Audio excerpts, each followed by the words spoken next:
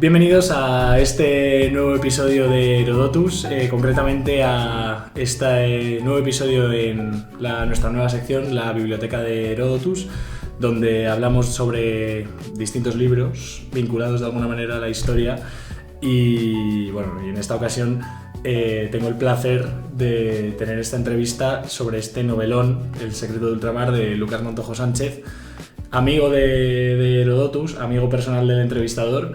Y además lo que parece ser un novelista promesa, en toda regla. Pues nada, muchas gracias, Ignacio. Encantado de poder charlar contigo y con quienes nos escuchen sobre esta novela, sobre historia también, y la verdad es que encantado que sea contigo justamente por la relación que tenemos. Eso es. Pues nada, por poner un poco de contexto a los oyentes, Lucas Montojo no requiere ningún tipo de presentación en Herodotus, pero sí conviene, y me parece relevante, hablar sobre quién es Lucas Montojo como historiador, porque Lucas Montojo tiene una tesis doctoral que es precisamente sobre el papel de la mujer en la Nueva España en el siglo XVI por la Universidad Católica de Valencia.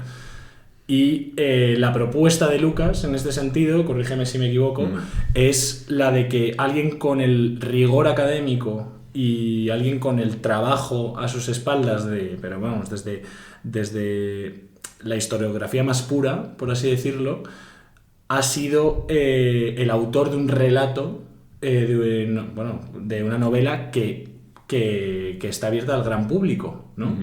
Eso es. ¿En qué momento vital te encuentra El secreto de ultramar cuando se publica?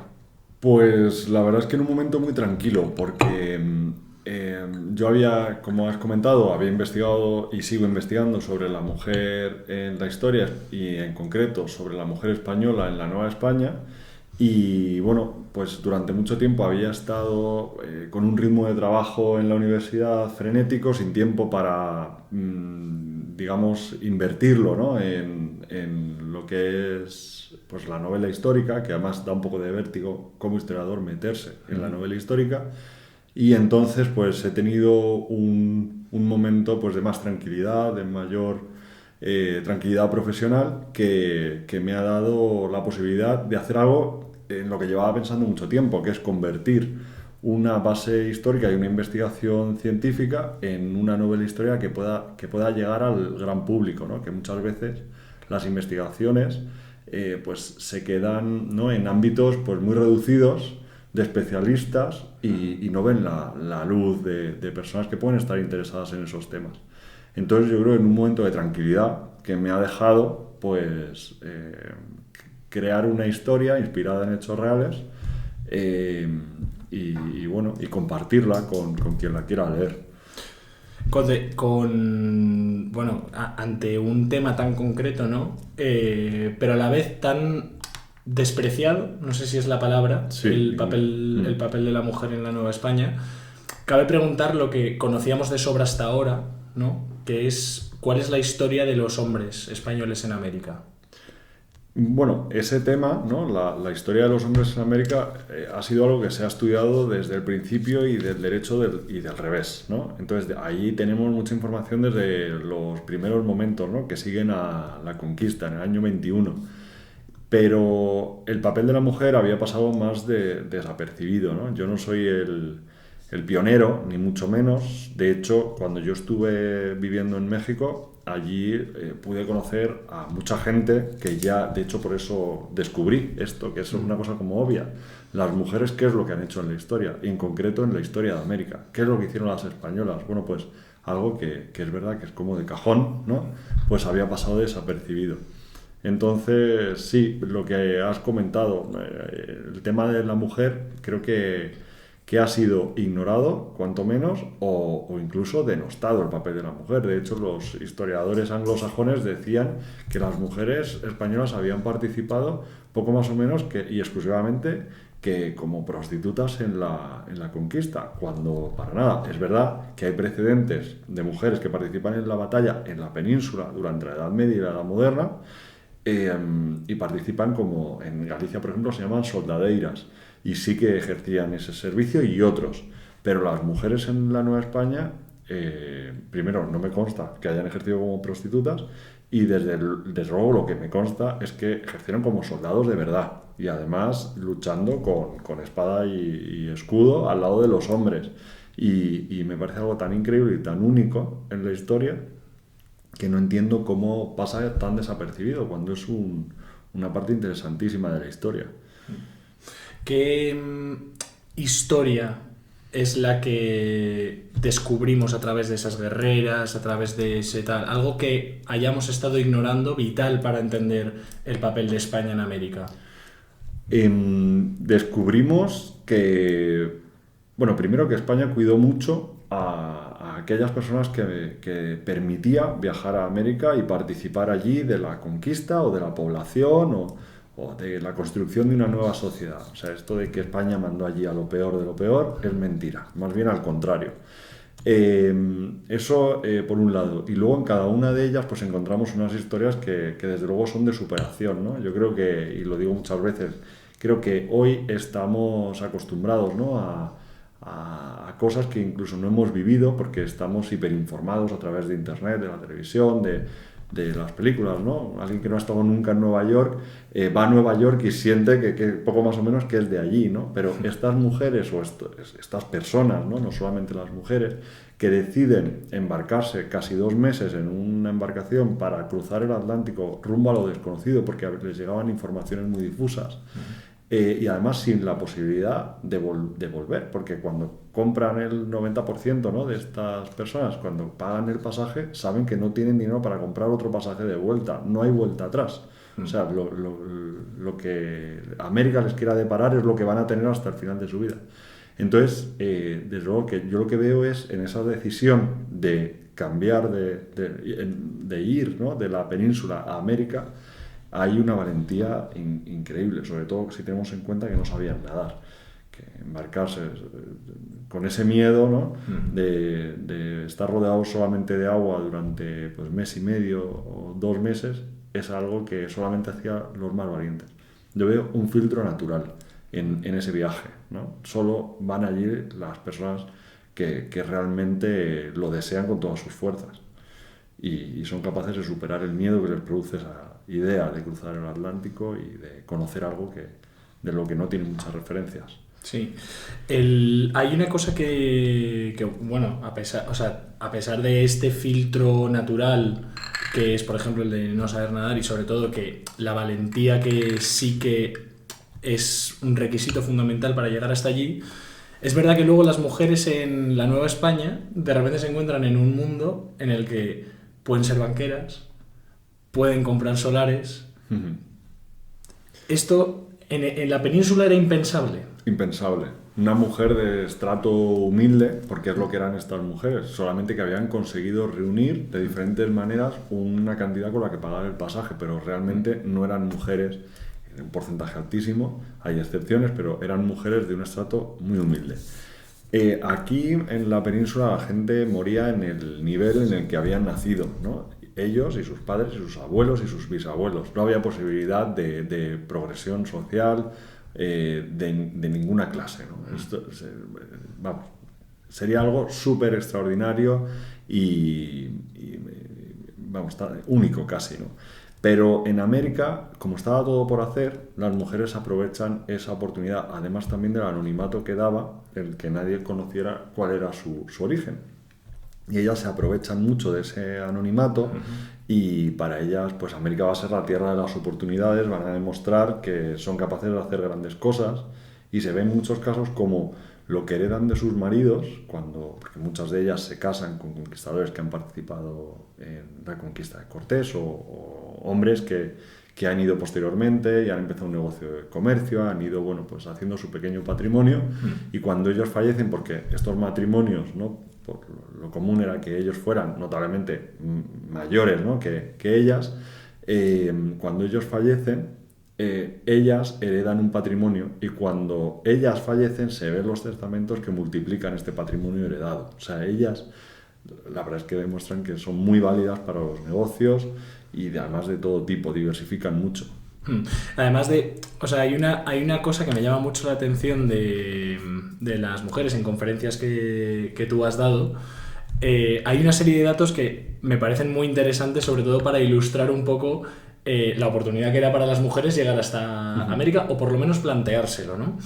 O sea, un 10% de estas mujeres eran casadas, que iban para reunirse con sus maridos que previamente ya habían ido, lo que puede parecer el grupo al que pertenece la protagonista, ¿no?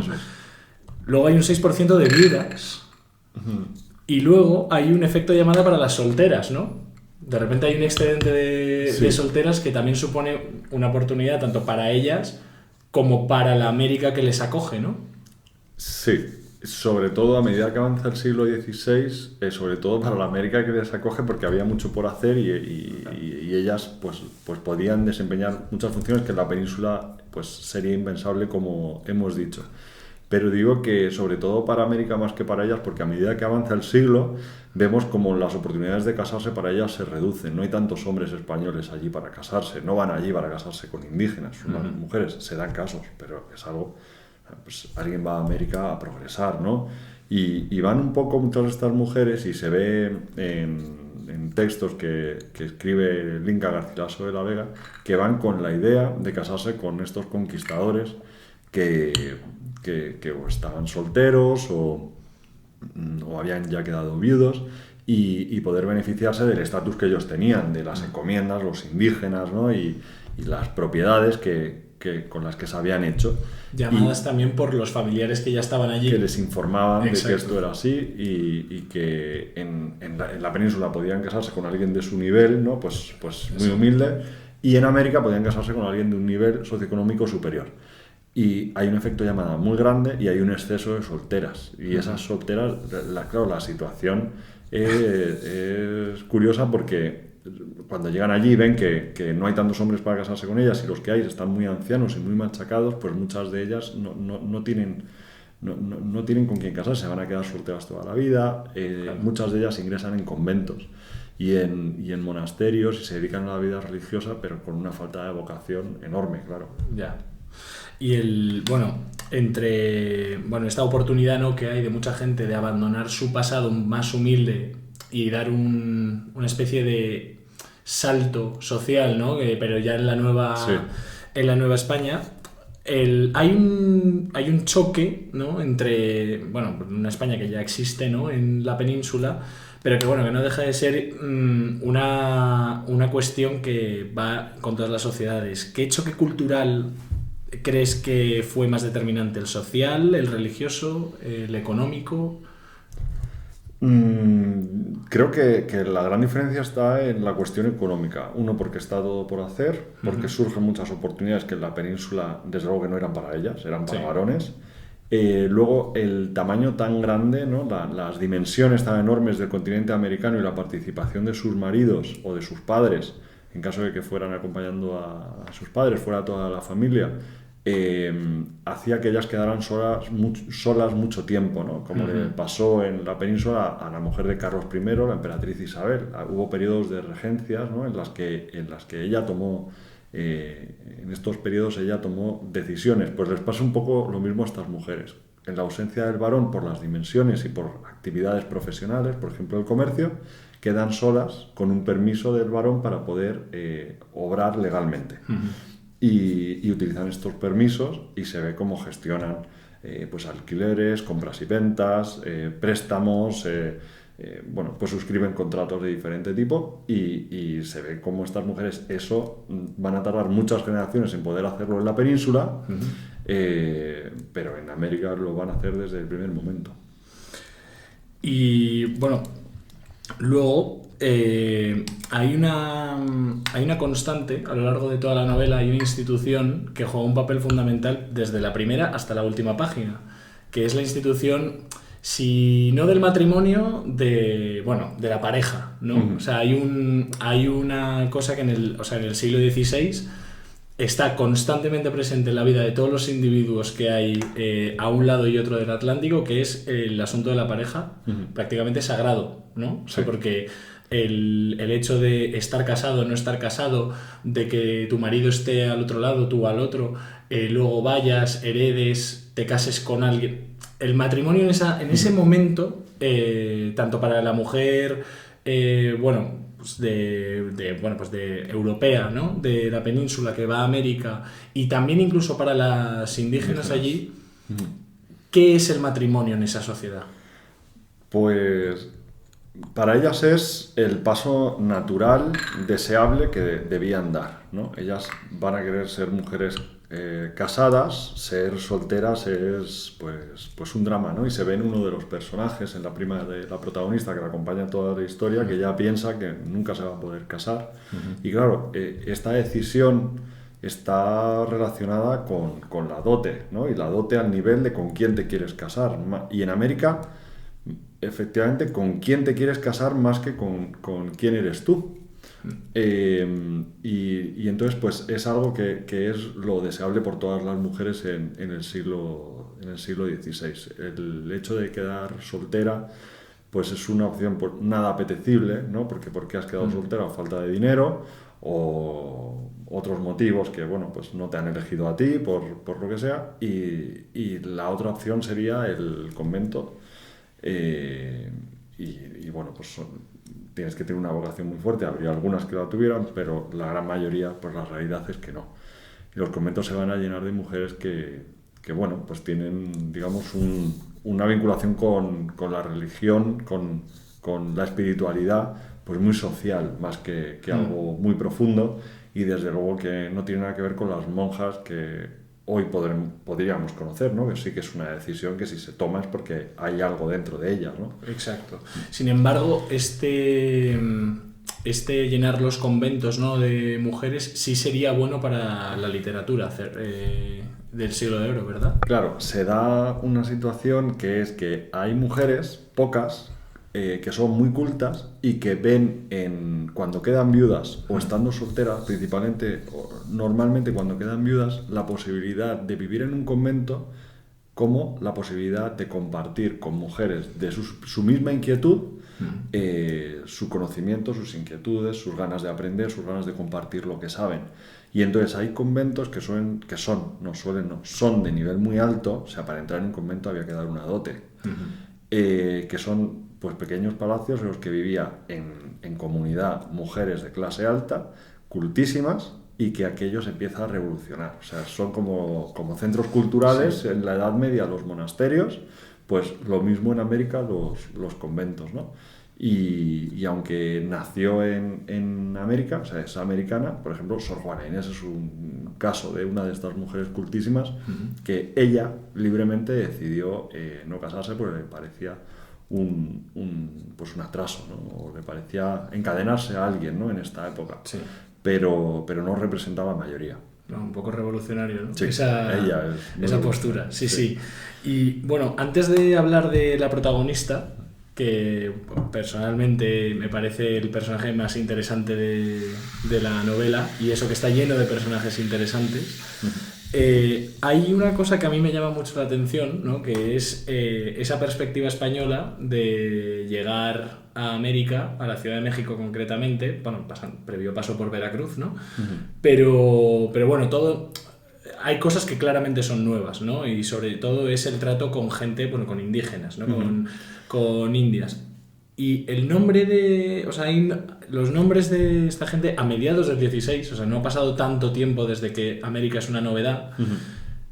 Juan, Inés, Marina, ¿eran habituales estos nombres en la mujer indígena?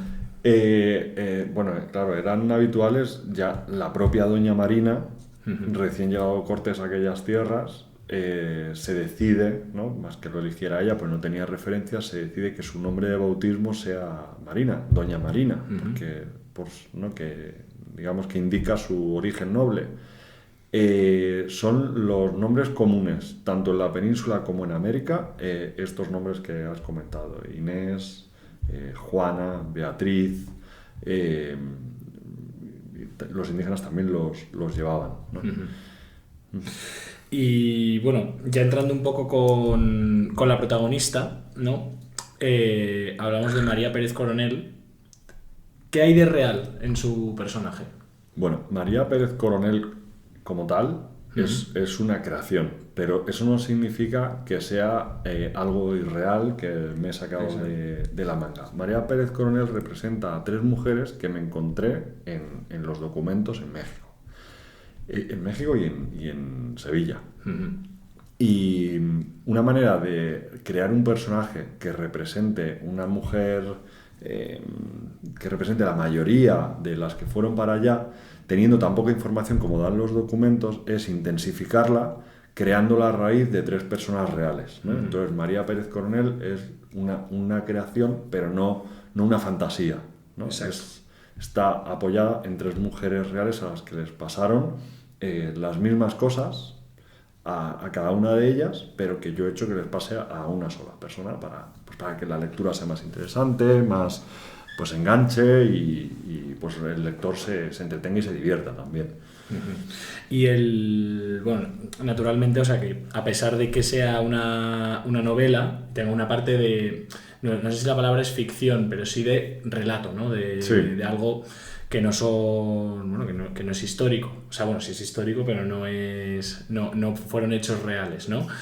Sí que se cumplen una serie de arquetipos por los que yo te quiero preguntar y en los que yo quiero que hayas pensado, porque yo he percibido algo del Lazarillo de Tormes en todo esto. Sí, puede ser en la relación entre María y su prima Beatriz, ¿no?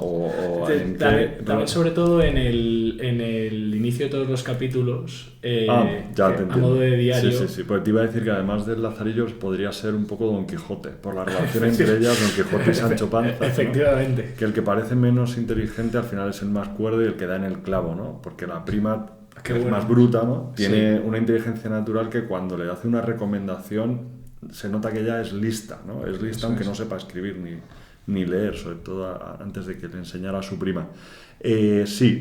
Cada capítulo empieza porque me busqué un recurso para empezar esta novela, ¿no? Que es la aparición de un manuscrito, ¿no? También el Quijote empieza, ¿no? Con la aparición de un manuscrito, ¿no? En Toledo. Pues, que es un recurso muy habitual en novela. No he inventado nada, pero la realidad es que luego me parecía como interesante que a medida que iba, el manuscrito es de la protagonista, y a medida que iba en cada capítulo avanzando en la vida de la protagonista, cogía un fragmento de ese supuesto manuscrito que introdujera el contenido de ese capítulo, ¿no? Entonces aparece al principio de cada capítulo un fragmento de ese supuesto diario que escribió María al final de su vida, recordando todo lo que ella había vivido. Entonces, sí, no sabía muy bien a qué te referías, pero hay parte de eso. Sí, hay una evolución súper interesante a lo largo de la novela, precisamente ahora que hemos sacado los arquetipos de Sancho Panza, ¿no? Que es Isabel. O sea, Isabel es un personaje súper interesante por esa inteligencia natural de la que hablas.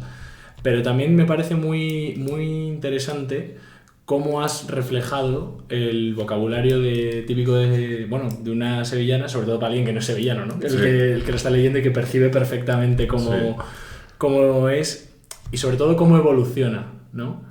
A lo largo de la novela. Hay 2 cosas. Me servía que los dos personajes que se ven más en la novela hablaran de un modo distinto, porque María es una persona a la que su madre le había enseñado a leer y a escribir, porque a su vez la duquesa de Medina Sidonia le había enseñado a ella cuando fue su criada, y le parecía que el conocimiento era una manera de progresar socialmente, y lo utiliza muy bien, ¿no? Cuando se dirige a cada persona de la forma en la que se hace en su nivel social. Y luego, por otro lado, Beatriz habla de un modo pues mucho más burdo, porque aunque es su prima, es pues más sencilla, ¿no? Y habla de un modo más sencillo, y de hecho se come palabras y tal. Sí. Y me servía para hacer que el diálogo, a mi modo de ver, ayudara al lector a identificar a una voz y a la otra, ¿no? Sí. Y luego, por otro lado, Beatriz es verdad que va evolucionando a lo largo de la novela, cada vez va hablando mejor, porque su prima se va a encargar de que para casarse y que para ser una mujer interesante pues tiene que tener ciertos modales, comportarse de una manera determinada y saber escribir y leer. Y entonces en el lenguaje y en de ella y en este aprendizaje a leer y escribir, lo que veo es una herramienta de poder progresar socialmente, ¿no? Y quería reflejarlo así porque me parece bueno, que da bastante en el clavo, ¿no? La gente que tenía esa formación, desde luego que estaba en el siguiente nivel, ¿no? Eso es. Y luego, con todo esto, esta construcción de unir tres personas en una, cumplir ciertos arquetipos, todo esto, ¿qué te ha permitido la novela que no te habría permitido tu tesis, por ejemplo? Pues un poco historiar, que dicho por un historiador puede parecer que tenga connotaciones negativas, pero yo no lo creo, ¿no? Historiar es, con los datos que se tienen, tratar de narrar los acontecimientos cubriendo esos huecos, cubriendo esas faltas que hay, ¿no? Y entonces es un poco lo que yo he querido hacer. O sea, de repente no me he inventado una historia que sea inverosímil. Con los datos que hay, he tratado de llenar esos espacios. Y ese historiar, esos huecos que hay en las vidas de las gentes que no aparecen en los documentos, me parece que lo que hago es completar la historia, ¿no?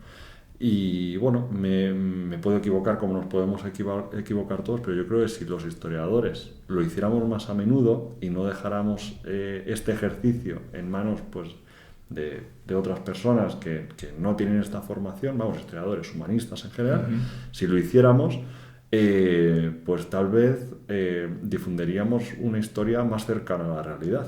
Y no dejaríamos que otros metieran la pata, que lógicamente por falta de formación es más sencillo que otros metan la pata que uno, ¿no? Sí. Pudiendo hacerlo todos, porque oye, somos humanos, pero creo que se reduce la posibilidad. Pero te otorgas de rigor a la cultura, ¿no? Claro. Eso es. Y luego, ya entrando en como lo más personal, ¿no? O sea, esto ya entrando ya después de todo esto del escenario, de los personajes, de tal. O sea, ¿tú qué querías que sintiera el lector cuando leía, cuando iba acompañando a María, ¿no? Yo quería que el lector no leyera desde fuera la vida de una mujer que yo le cuento, sino que el lector estuviera con María.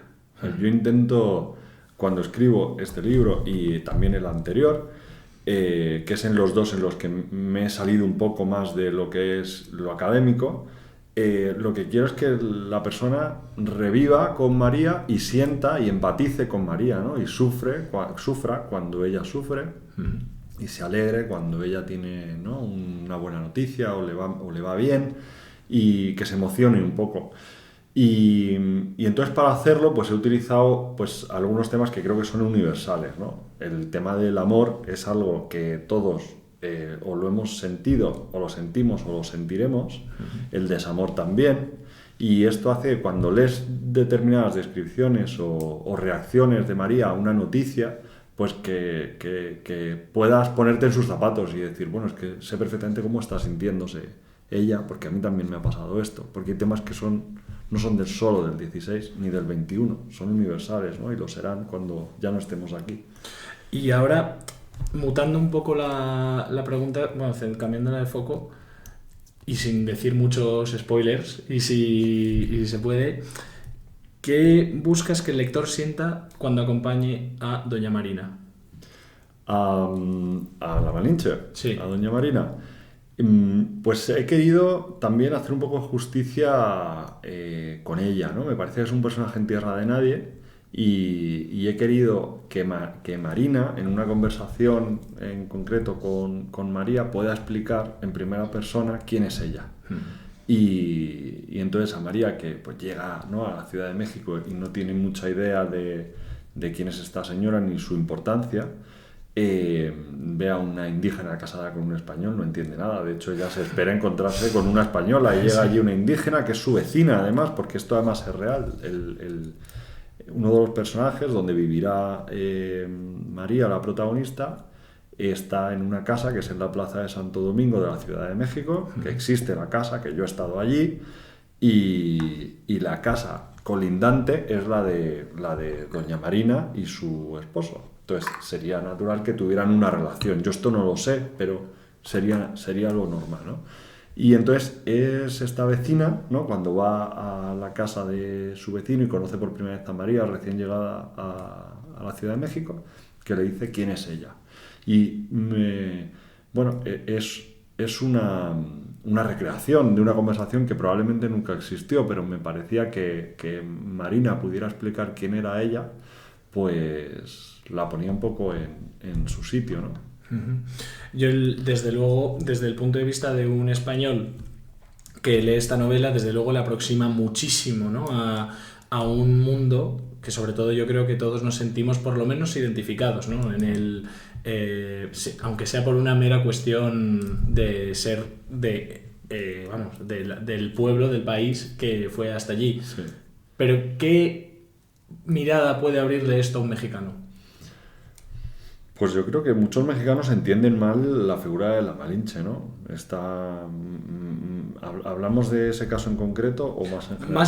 Yo diría más el mexicano que tenga acceso a esta novela, Vale. y pueda aprender de ella, vaya. Yo creo que va a haber una parte de su historia que no es como últimamente se está queriendo contar, ¿no? En la que están los españoles que simbolizan el mal, los indígenas que simbolizan el bien, que representan el bien, y una historia en la que no hay grises, ¿no?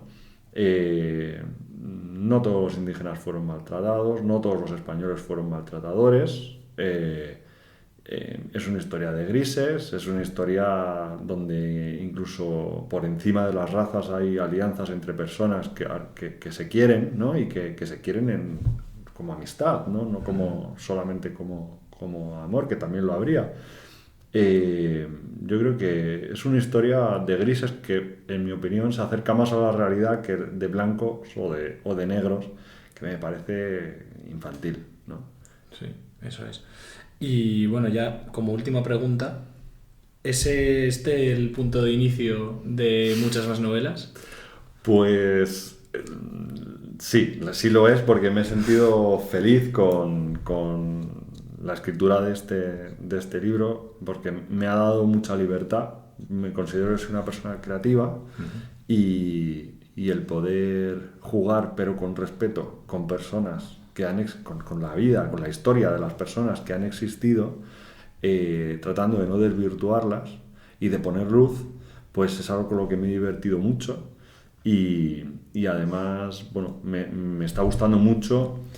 Y por eso además me siento animado en el feedback que estoy recibiendo de gente que ha leído este libro y que me dice que ha sentido un poco lo que yo pensaba o lo que yo quería que las personas que lo leyeran sintieran cuando lo leían. Entonces, sí, o sea, sin ninguna duda voy a seguir en esa línea y bueno, pues espero que también guste lo que venga en el futuro. Si gusta la mitad de este pedazo de libro, ya habrá sido un éxito seguramente, y aquí estaremos para contarlo. Muchas gracias, Ignacio. Así que, Lucas, muchísimas gracias por habernos atendido una vez más y nada, nos vemos próximamente. Nos vemos, muchas gracias a ti.